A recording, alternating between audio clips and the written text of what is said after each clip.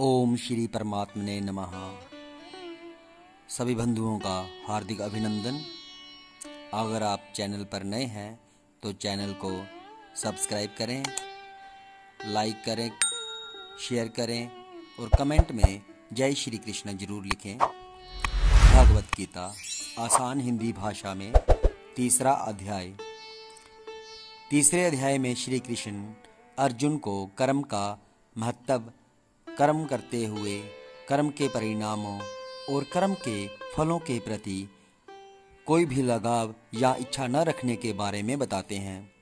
वो कहते हैं कि आत्मा में ही संतुष्ट रहो। प्रकृति खुद ब खुद कर्म करती है, आत्मा कर्म नहीं करती। लेकिन अहंकारवश मनुष्य अपने आप को कर्ता समझने लगता है। हमारा शत्रु कोई और नहीं बल्कि हमारी इच्छा और क्रोध है। इसलिए इन दोनों पर नियंत्रण रखना आवश्यक है। अर्जुन केशव जी से बोले, यदि आपको कर्म की अपेक्षा ज्ञान श्रेष्ठ मान्य है तो फिर हे केशव, मुझे भयंकर कर्म में क्यों लगाते हैं? आप मिले हुए से वचनों से मेरी बुद्धि को मानो मोहित कर रहे हैं। इसलिए उस एक बात को निश्चित करके कहिए जिससे मैं कल्याण को प्राप्त हूँ। श्री भगवान बोले, हे निष्पाप, इस लोक में दो प्रकार की निष्ठा मेरे द्वारा पहले कही गई है। उनमें से सांख्य योगियों की निष्ठा तो ज्ञान योग से और योगियों की निष्ठा कर्म योग से होती है। मनुष्य न तो कर्मों का आरंभ किए बिना निष्कर्मता को यानी योग निष्ठा को प्राप्त होता है और न कर्मों के केवल त्याग मात्र से सिद्धि यानी सांख्य निष्ठा को ही प्राप्त होता है। निसंदेह कोई भी मनुष्य किसी भी काल में क्षण मात्र भी बिना कर्म किए नहीं रहता, क्योंकि सारा मनुष्य समुदाय प्रकृति जनित गुणों द्वारा परवश हुआ कर्म करने के लिए बाध्य किया जाता है। जो मूढ़ बुद्धि मनुष्य समस्त इंद्रियों को हठपूर्वक ऊपर से रोककर मन से उन इंद्रियों के विषयों का चिंतन करता रहता है, वह मिथ्याचारी कहा जाता है। किंतु हे अर्जुन, जो मनुष्य मन से इंद्रियों को वश में करके अनासक्त हुआ समस्त इंद्रियों द्वारा कर्म योग का आचरण करता है, वही श्रेष्ठ है। तू शास्त्र विहित कर्तव्य कर्म कर, क्योंकि कर्म न करने की अपेक्षा कर्म करना श्रेष्ठ है तथा कर्म न करने से तेरा शरीर निर्वाह भी सिद्ध नहीं होगा। यज्ञ के निमित्त किए जाने वाले कर्मों से अतिरिक्त दूसरे कर्मों में लगा हुआ ही यह मनुष्य समुदाय कर्मों से बंधता है। इसलिए हे अर्जुन, तू आसक्ति से रहित होकर उस यज्ञ के निमित्त ही भली भांति कर्तव्य कर्म कर। प्रजापति ब्रह्मा ने कल्प के आदि में यज्ञ सहित प्रजाओं की रचकर उनसे कहा कि तुम लोग इस यज्ञ के द्वारा वृद्धि को प्राप्त हो और यज्ञ तुम लोगों की इच्छित भोग प्रदान करने वाला हो। तुम लोग इस यज्ञ के द्वारा देवताओं को उन्नत करो और वे देवता तुम लोगों को उन्नत करें।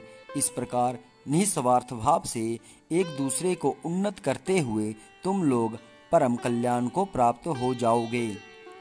यज्ञ के द्वारा बढ़ाए हुए देवता तुम लोगों को बिना मांगे ही इच्छित भोग निश्चय ही देते रहेंगे। इस प्रकार उन देवताओं के द्वारा दिए हुए भोगों को जो पुरुष उनको बिना दिए स्वयं भोगता है, वह चोर ही है। यज्ञ से बचे हुए अन्न को खाने वाले श्रेष्ठ पुरुष सब पापों से मुक्त हो जाते हैं, और जो पापी लोग अपना शरीर पोषण करने के लिए ही अन्न पकाते हैं, वे तो पाप को ही खाते हैं। संपूर्ण प्राणी अन्न से उत्पन्न होते हैं। अन्न की उत्पत्ति वर्षा से होती है, वर्षा यज्ञ से होती है और यज्ञ विहित कर्मों से उत्पन्न होने वाला है। कर्म समुदाय को तू वेद से उत्पन्न और वेद को अविनाशी परमात्मा से उत्पन्न हुआ जान। इससे सिद्ध होता है कि सर्वव्यापी परम अक्षर परमात्मा सदा ही यज्ञ में प्रतिष्ठित है। हे पार्थ, जो पुरुष इस लोक में इस प्रकार परंपरा से प्रचलित सृष्टि चक्र के अनुकूल नहीं बरतता, अपने कर्तव्य का पालन नहीं करता, वह इंद्रियों के द्वारा भोगों में रमण करने वाला पापायु पुरुष व्यर्थ ही जीता है, परंतु जो मनुष्य आत्मा में ही रमण करने वाला और आत्मा में ही तृप्त तथा आत्मा में ही संतुष्ट हो, उसके लिए कोई कर्तव्य नहीं है।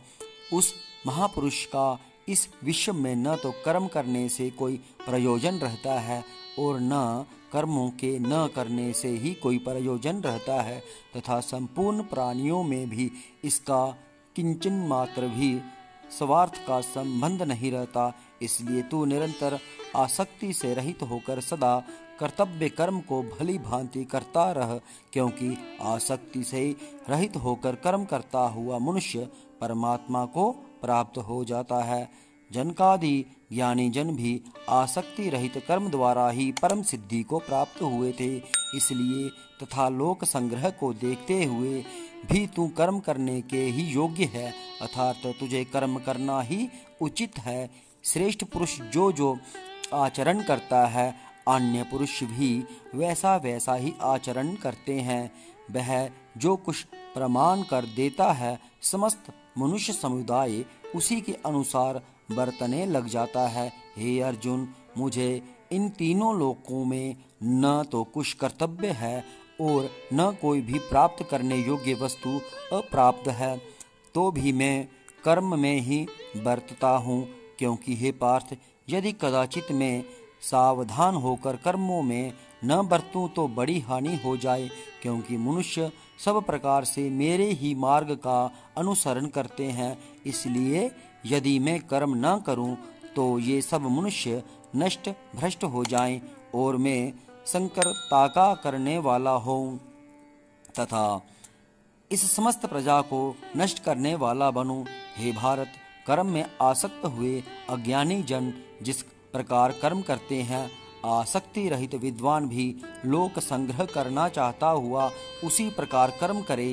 परमात्मा के स्वरूप में अटल स्थित हुए ज्ञानी पुरुष को चाहिए कि वह शास्त्र विहित कर्मों में आसक्ति वाले अज्ञानियों की बुद्धि में भ्रम अर्थात कर्मों में अश्रद्धा उत्पन्न न करे, किंतु स्वयं शास्त्र विहित समस्त कर्म भली भांति करता हुआ उनसे भी वैसे ही करवावे। वास्तव में संपूर्ण कर्म सब प्रकार से प्रकृति के गुणों द्वारा किए जाते हैं, तो भी जिसका अंतःकरण अहंकार से मोहित हो रहा है, ऐसा ज्ञानी मैं करता हूँ ऐसा मानता है। परंतु हे महाबाहो, गुण विभाग और कर्म विभाग के तत्व को जानने वाला ज्ञान योगी संपूर्ण गुण ही गुणों में बरत रहे हैं, ऐसा समझकर उनमें आसक्त नहीं होता।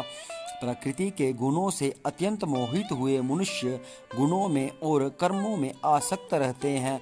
उन पूर्णतया न समझने वाले मंद बुद्धि अज्ञानियों को पूर्णतया जानने वाला ज्ञानी विचलित न करे। मुझ अंतर्यामी परमात्मा में लगे हुए चित्त द्वारा संपूर्ण कर्मों को मुझ में अर्पण करके आशा रहित, ममता रहित और संताप रहित होकर युद्ध कर।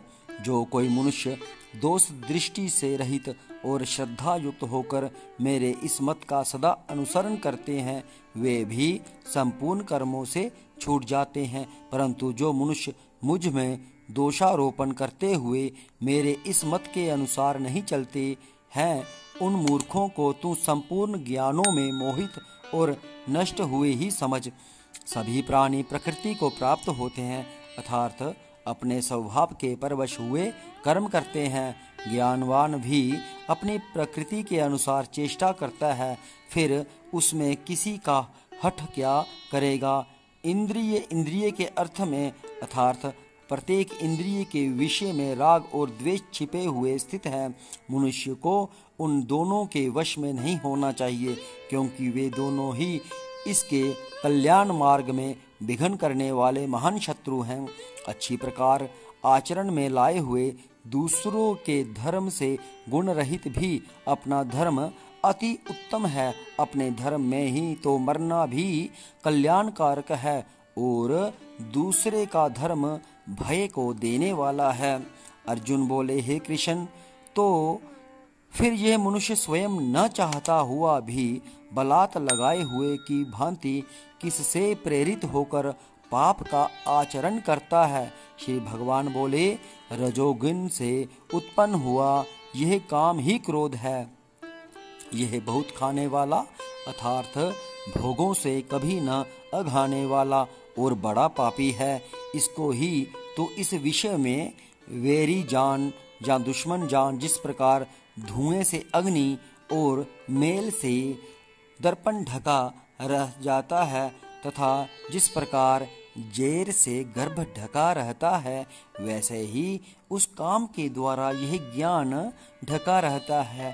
और हे अर्जुन, इस अग्नि के समान कभी न पूर्ण होने वाले काम रूप ज्ञानियों के नित्य वैरी के द्वारा मनुष्य का ज्ञान ढका हुआ है। इंद्रियां, मन और बुद्धि ये सब इसके वासस्थान कहे जाते हैं। यह काम इन मन, बुद्धि और इंद्रियों के द्वारा ही ज्ञान को आच्छादित करके जीवात्मा को मोहित करता है। इसलिए हे अर्जुन, तू पहले इंद्रियों को वश में करके इस ज्ञान और विज्ञान का नाश करने वाले महान पापी काम को अवश्य ही बलपूर्वक मार डाल। इंद्रियों को स्थूल शरीर से पर यानी श्रेष्ठ, बलवान और सूक्ष्म कहते हैं। इन इंद्रियों से पर मन है, मन से भी पर बुद्धि है, और जो बुद्धि से भी अत्यंत पर है वह आत्मा है।